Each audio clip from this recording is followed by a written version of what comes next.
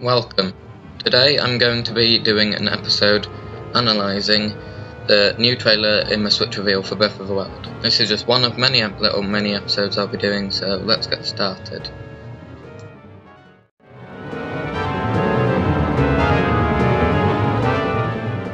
Next image shows Link looking up at a tree with a mouth. Yes, we've back to the Deku tree again. And just to confirm that the Deku tree guards a Master Sword, like I said before, you see it in front of Link. The Deku tree says, "The look on your face tells me that you have no recollection of me, however. I think you are now ready to hear what happened 100 years ago." This must mean that the Deku tree is going to tell the story of Calamity Ganon, so therefore part of the trailer after this is in the past. Now, whilst the Deku tree is talking, it shows a dead guardian, and it shows one of the flowers, that someone in Nintendo Treehouse said is important to the game, I can't remember who. Then, starting at Link on the Great Plateau, a panoramic shot happens, heading away from the Great Plateau and round to the back of the Twin Peaks. So let's see what we can find out. First shot just mainly shows the Great Plateau, with it in the distance, a little bit to the left, you can see a lot of high ledges. This place may be the same as the place earlier in the trailer near the start, but I said looked similar to the Forest Haven from Wind Waker. Then, further out, we see heading further along in the panoramic shot, we see Hyrule Field, with a path leading along it and some flags. There isn't much to note here. Then it shows a shrine in Hyrule Field near the river. Then, heading round towards the Twin Peaks, you get a nice view of the world, but there's nothing really I can note from here. And then you see the back of the Twin Peaks, which haven't been seen before, and then it changes to what I think to be the start of the past rather than the present. It shows what looks like a big mechanical lizard walking up Death Mountain. And well, I'm going to do a theory including this and some other things at some point soon, but it's got a lot of detail in it, so I won't be able to talk about it in this video. Then it shows Link standing behind someone who I presume would be Zelda. Then after that it shows Link running through some sort of Sheikah building. I believe this to be a dungeon, however I'll expand on this further in my dungeon theory that I'm going to do. Then it shows Zelda standing in some shallow water in front of what I presume to be a goddess statue. Next it shows Link running from something, however it appears that he lets go of someone. I believe this someone to be Zelda due to something we see in a future scene, which I'll get onto it soon. Then we see 4 big robotic legs of Sheikah technology attached to a body, but you can't see the body, striding through a desert. And I'm also going to expand on this in the same theory, on which I'm going to expand on that other mechanical thing, and it's going to be a dungeon theory for the game. Then we see Link standing near Zelda and it's raining, and there are 2 statues nearby underneath a ledge, and it looks all gloomy. And then in the next scene we see a shrine rising out of the ground. Now I think this could either mean 2 things. One, that shrines can be hidden underground and you have to find them by completing a secret or something. Or 2, this could, because I think this might be in the past, it could represent the Sheikah awakening the shrines or bringing them up. Now that maybe Link's being put to sleep or something and they know that he's going to need them in the future. And then we see Link holding Zelda's hand, but then he lets go by accident. I believe this happens just after that previous scene which we saw, where Link lets go of someone and he turns around.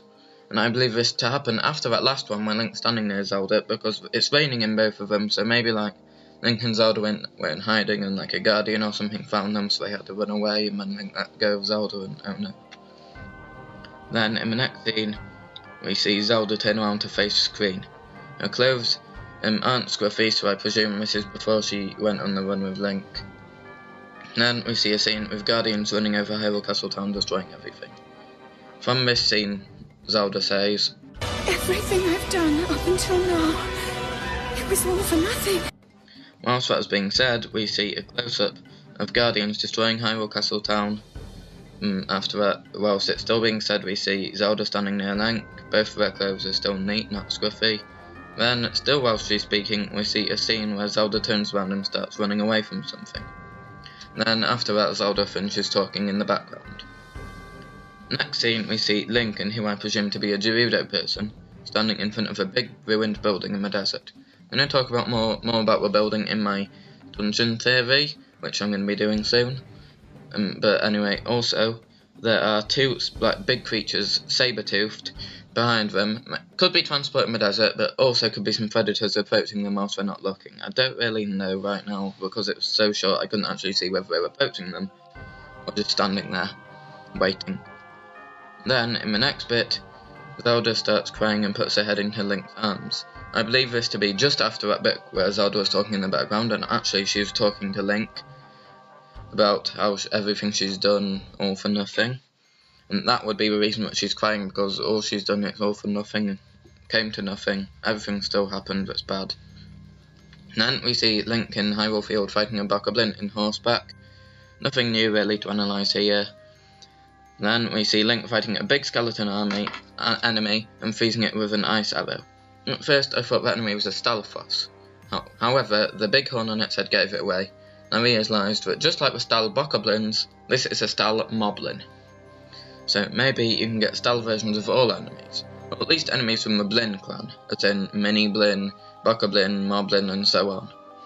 This scene also appears to take place near Death Mountain, because you can see it in the background, so maybe you encounter a lot of Stal enemies up there.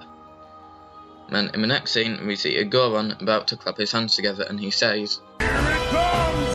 So maybe him and Link are about to face a boss or an enemy of some sort, or maybe the thing which I believe in the most is that the Goron, when he claps his hand together, some sort of thing will happen, and that could be help but with the blue flames around him, because blue is like electrical magic-y stuff in this game, so that could mean that when he claps his hand together some magical thing will happen. And also I believe him to be the leader of the Goron clan in this game, due to the Goron symbol on the chain around his body. However, I'll also talk about him in more detail in my other theory. Then we see Link gliding through a snowy part of the desert towards a statue carved into the cliff face, with its hands stretched out.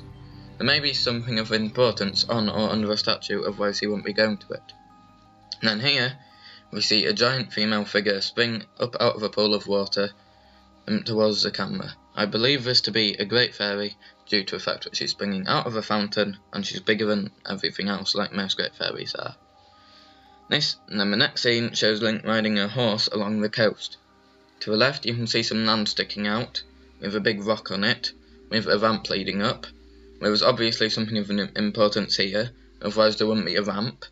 Then the object on top of the rock does suggest a house shape with a triangular pointy bit on the top, but however due to the sunset being behind it, you can't actually see the material it's made of, so it could just be part of a rock, or it could be part of a house. The next scene shows someone who I presume to be a Gerudo, to be the same as the other Gerudo in the previous scene, with those saber-toothed creatures in it. I believe this due to the fact of the spiky circle she's holding in front of her, which was also being held by the Gerudo in the other scene, so she must be of importance. However, I'll also feature her more in my other theory, because there was a lot to say about this. Then, in the next scene, we see Azora, yes Azora, the type from Twilight Princess to be exact, standing there in some sort of rainy place with a big blue electrical sort of object behind him. Maybe not electrical, maybe water, but it looks more electrical. Then, in the next bit, we see Link running through what I also presume to be a dungeon, just like the other thing which we've seen before. And I'm also going to speak more about this in my dungeon theory, which I'm going to do, because I'll have a lot to go over in it. So then, in the next scene, it shows Link standing next to a smaller Zora, which I presume to be female, although maybe not female. And this Zora has some sort of blue energy at the Zora, so maybe they're giving Link a spirit orb, or maybe they're doing something, I don't really know. And he or she has the Zora symbol on their head, so maybe, and lots of gold and stuff, so maybe whoever they are is of the royal Zora family. Then here we see a bird man who laughs, so obviously because he can speak he's an important character too in the game, and because he's laughing he doesn't seem that evil now, and actually if you look at his eyes they don't they aren't red, they've just got a red outline around them, so might have been a bit wrong about him being a bad guy before. But nothing that much new in this scene because we analysed it in the Life in the Ruins video, but yeah, now we know that he's good because he does speak in it. Then here, it shows the same big Zora from before, standing next to Link, shaking his hand, and you can see the big blue object behind them, which actually now appears to be part of some sort of house or cave, and there's an exit leading towards some trees, and there's a lot of stuff piled up behind the Zora, but we can't see exactly what it is. Maybe this is like a Zora warrior or like a King Zora, and the smaller Zora we saw before was like a princess. I don't really know. But he doesn't appear to be wearing as much gold, so he might not be royal. And in the next scene, it shows Zelda with her hand up, and she says no. And there appears to be lots of guardians focusing laser beams down on Link, so she's obviously defending him. The light coming out of her hand suggests she's using some sort of magic power to stop it. Maybe in this bit Link dies, and then when Link dies he gets sent to a resurrection shrine in the Great Plateau, and this is in the past. This is like Link dies here, but because Zelda's all powerful with yellowy magic stuff, she doesn't get killed, or maybe she does get killed. I don't really know, but I don't think she does, because then in the next scene you see her standing there in the same outfit as before, except she's not got yellow light or anything, and she doesn't look as sad. So maybe this is in the past and she did die, I'm not really that sure.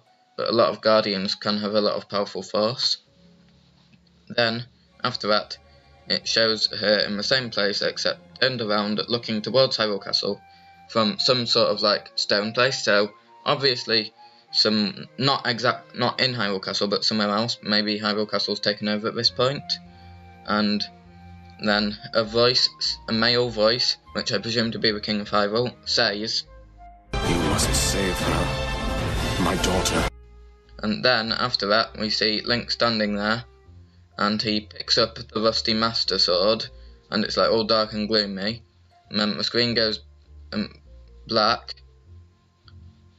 and then, after that, it shows Zelda like standing up, there in the forest with ruined clothes on, like earlier on, and not really sure what's happening. But she's got a lot of gold bracelets and belts and stuff on. And then after that, it goes right back to the start of the game, where Link gets woken up. So, and like her voice says, Open your eyes. So maybe that's her in a forest waking him up, whilst he's in the Shrine of Resurrection in the present. Well, that's the end of the trailer analysis for now. So, if you're not subscribed, subscribe for more of this sort of thing. If you are, then not too long and I'll be doing more analysis, and I'll hopefully get my dungeon theory done, and maybe some more music remixes because I haven't done them for a while. Just try and get some more stuff done.